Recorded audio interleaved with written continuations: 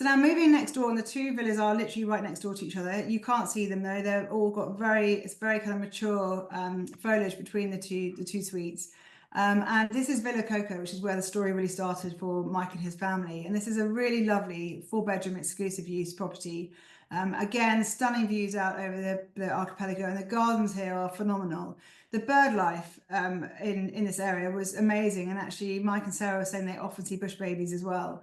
So this is somewhere that's a real kind of sanctuary. It's a really green, lush, lovely oasis just to sit with a family or a group of friends. So there are 4 rooms in Villa Coco, 3 kind of doubles, 3 kind of suites that are double room as well.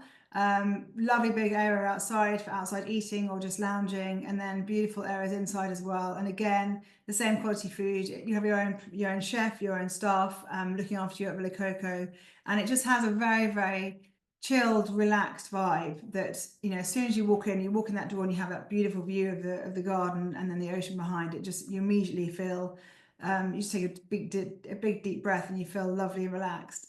So these are the rooms, which are again echoing the style of Saudade, very green and lush, and lots of orchids around the place, which is stunning as well.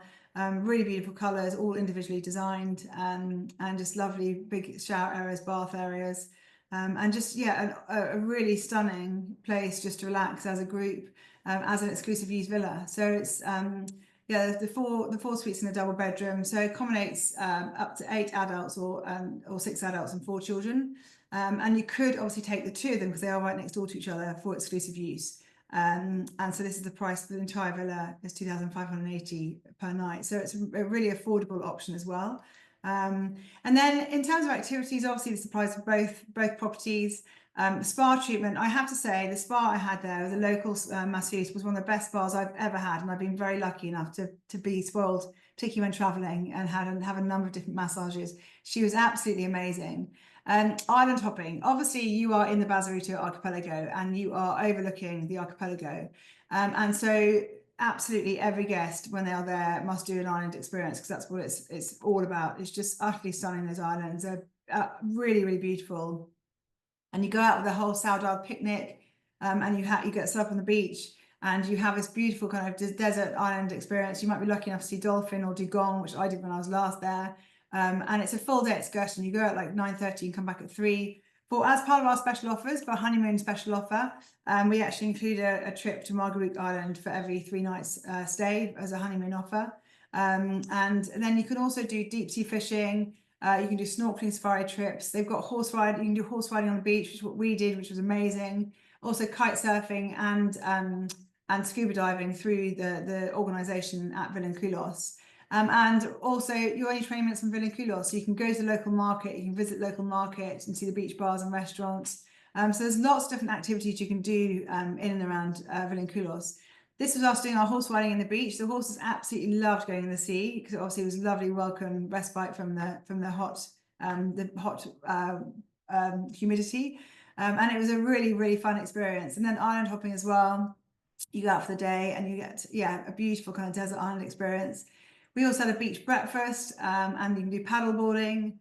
One of the things we did, which was really exciting, was doing a really cool experience, was to do a seahorse safari. So as well as doing a village tour, so they take you into the market, which you do have to hold your nose for a bit when you go into the fish market. It is pretty pongy, but it's full of colour. The amount of amazing produce there was just mind-blowing in terms of how green and lush it was, and such variety as well. So it's a really fun experience to do. The seahorse safari I'd never done before, and the guys who took us out are absolutely incredible at finding these tiny seahorses. They live in the seagrass, and because it'd been quite windy, obviously the water was not that clear. And they'd point out these seahorses, and you could hardly see until you literally got right up to them. But it was amazing. And this is done in conjunction with an amazing organisation called Indigo Seahorse Adventure. So all the profits of all the cost goes 100% to them.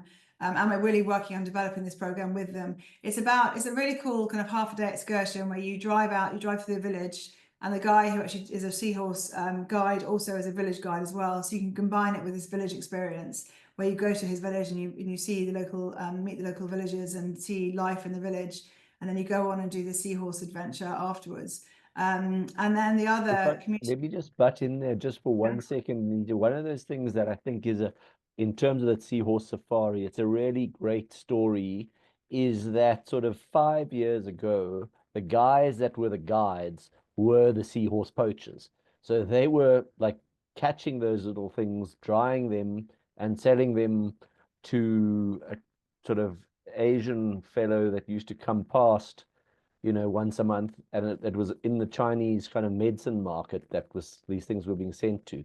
So the fact that these Indigo Seahorse Safari adventure exists is a kind of testament to what this one lady is trying to do, and we're very keen to help support and grow this thing because there are, everything that we can do. The fact that all the money goes back into the community is just fantastic. So apart from the seahorses, these people are all just local subsistence fishermen. So the fact that they've now got another kind of bow string to their bow in terms of being able to earn an income that is conservation related but not subsistence fishing is just fantastic. And where we'd like to see this thing going is there's still very little known about these seahorses in the bay of or the archipelago. Where we'd like to get to is being able to help and support, perhaps even getting our own researcher that we could sponsor to come and live within the community and help the process of, finding out more information and how many there are and doing census counts. And this is a really, really fabulous story and a fabulous opportunity for us to be involved in, and we're delighted to be part of it. Thanks, Anita. Mike, do you want to talk about the Wonder Bag as well? Sure. The Wonder Bag is again a partnership that we've undergone or that we're doing with the local community. If you imagine Wonder Bag as kind of starting your cooking, putting your pot on the stove, getting it going, getting it boiling, and then you kind of wrap it in a duvet and put it to the side to rest. That's essentially what a Wonder Bag is. It's a like a duvet for your pot. We've partnered with this initiative. Again, it's on many different fronts. Firstly, it obviously helps to reduce the emissions and the need for the firewood in local communities, which means that the women are kind of not having to trek, this year 500 meters, next year a kilometer, the year after that kind of 1.5 kilometers to fetch their wood. But also, you know, it enables them to have more time to do appropriate things uh, that they can do. And then obviously there's obviously all the firewood things. What we've done is, apart from that part of it, we've actually organized 3 sewing machines, and we have got permission from Wonder Bag to get their pattern.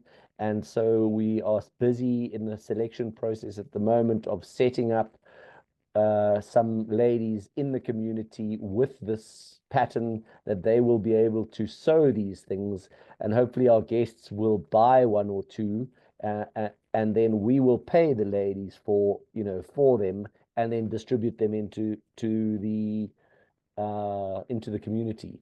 So, we're also helping some ladies, again, subsistence fishing people, to learn a new skill. And I'm sure if they can sew a Wonder Bag, before you know it, they'll be sewing baggies for tourists or t-shirts or this similar. So again, it's just trying to be involved in the community and help give them other options as well.